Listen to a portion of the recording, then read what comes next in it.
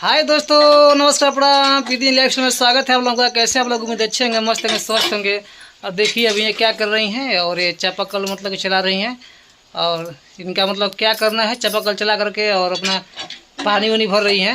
नहाएंगे मगर कोई सोचेगा कि नहा वहा लिए हैं।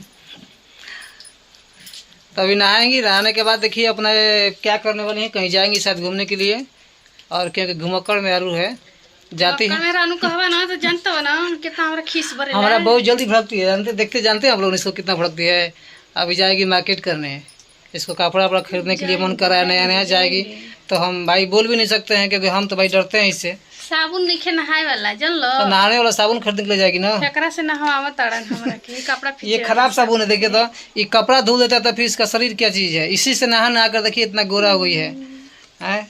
और गोरा भइल भाई। हाँ, हम नहाते हैं महंगा साबुन से, तो हम सांवला है, नहाते इससे तो गोरी है। तो इसको बोल दिए किसी साबुन से नहा, उसी साबुन से नहाती है। खराब करते हैं ना हो कोई हमार देखती मत करी नहीं तो कर दे कि चांद छुटुक जाए। हम उस साबुन से ना नहाई ना। ठीक है दोस्तों, इसको मतलब नहा लेती है तो उसके बाद मार्केट जाती है। फिर आप लोगों से अगले वीडियो मिलेंगे, हम कुछ देंगे अपडेट। Bye bye.